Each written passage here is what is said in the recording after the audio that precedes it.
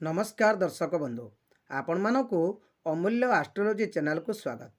दर्शक बंधु आज आम्भे माने एई वीडियो रे जानिबा जे आमे जो गृह निर्माण करूचंती जदि आमर भूलवशत आमर रोषेई घरटी आमर जदि आग्नेय कोण रे नाही बा अन्य दिगरे जेपरि आपणकर उत्तर दिगरे हो पूर्व दिगरे हो पश्चिम दिगरे हो अबा नैऋत्य कोण रे किंबा वायव्य कोण रे किंबा ईशान्य कोण रे होई जाईची तेबे आमे एहार प्रतिकार कोन करि परिबा।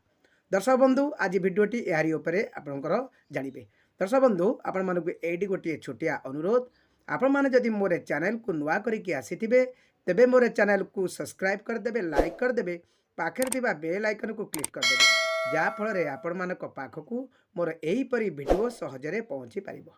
तेबे दर्शक बंधु चलंतु आ डेरी करिबा नहीं जानिबा जे हमर रोषेई घर जदि भूल भाव रे हमर कोडी रही जाईची हम घर रे तेबे आमे सेति पई कोन प्रतिकार करि परिबा।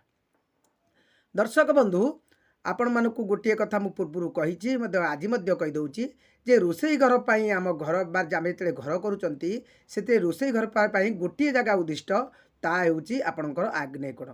तेबे आग्नेय कोण क्या कह ना आग्नेय कोण हूँ आपणकर पूर्व आउ दक्षिण कोण जोटा ताकू कहुए आग्नेय कोण।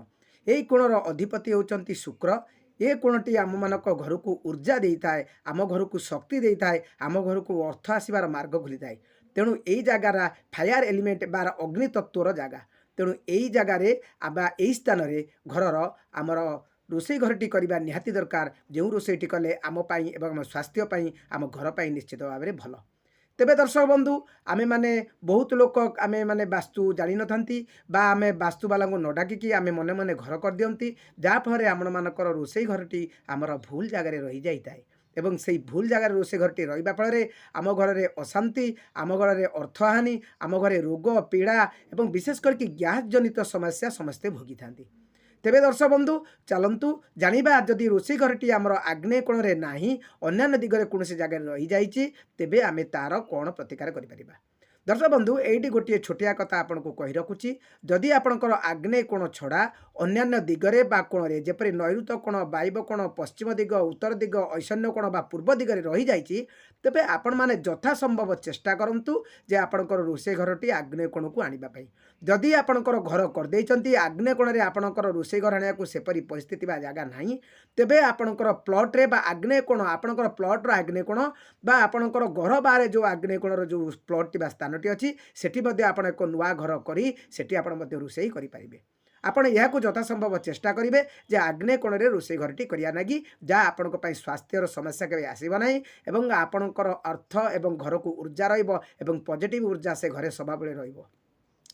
तेबे दर्शक बंधु भूलवशत जदि आमर अन्य कोण रही जाइए मु सब बेले कही जे जदि भूल जगार भूल दिग रही जाइए आपण माने चेष्टा करेंगे जे से जगार आपण शिफ्ट करिया नागी बा रिमूव करिया नागी रोषेई घर आ जदि रही जाइए आपण माने रिमूव करि पारु नांती तेबे आपण माने ए प्रतिकारटी करंतु। आपण को 100% फल न मिलले मध्ये आपण को 50 रु 60% निश्चित भाव में फल आपण को प्रदान करिवो जा आपण को घर पई निश्चित भाव में जदि खराब देउची ता शुभ फल रे परिणत हेबो। तेबे दर्शक बंधु गोटे कथा जानि तांतु जे आपण को रोषेई जो जगार करू से जगहटी आपणकर अग्नितत्वर जगह ही जाए।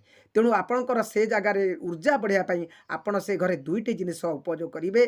गोटे हूँ जे आपण गोटे फिटिकिरीटे गोटे खोला जगह रखिए एवं ता सहित आपण गोटे लाल रंगर बॉल जोटा आम कहते जीरो पावर बॉल से बॉल टी एपरी भाव में आप कनेक्शन देवे जे ता सदा सर्वदा दिन राति 24 घंटा जलिब। जदि से घरे से लाल बल्टी सब बेले जलिब तेबे निश्चित भाव में आपणकर घरर जो वास्तुदोष टिक अच्छी ताले से वास्तुदोषटी आपणकर खंडन हम कारण से जगह आपणकर लाल बल्टी जलिले आपणकर अग्निकर किछि प्रकाश बा अग्नितत्वर किछि अंश सेठी निश्चित भाव में हम जहाँफल आपणकर वास्तुदोष केते कटिब। तेबे आपणकर जदि आग्नेय कोण जदि घर अच्छी रोषेई घर तथापि मध्य आपणकर ठीक जगह कर आग्नेय कोण कर तथापि आपण गोटे लाल रंगर बॉल से रोषेई घर भितर जदि आप टांगे बा सदा सदा जड़े रखिए जमी जीरो पावर बॉल लाल बॉल ताले आपन को निश्चित भाव में सुख प्रदान करिवो। एपण आपणकर जदि से रोषेई घरटे भितर कौन वास्तुदोष टिके रही जाए ता मध्य दूर हेबो। दर्शक बंधु जानिले जे आम रोषेई घर में जदि भूलवशत को जगह करदे बा जदि आमर आग्नेय कोण रोषेई घरटी अच्छी तेबे से रोषेई घरटी पाई आमे कौन प्रतिकार करि परिबा। तेबे दर्शक बंधु भिडियोटी आज एतिकी आपण मानकु केमिति लागिला निश्चित भाव में आपण मतामत जणाइबे। तेबे रोची आपणकर दिन शुभमय मंगलमय हो। जय जगन्नाथ। नमस्कार।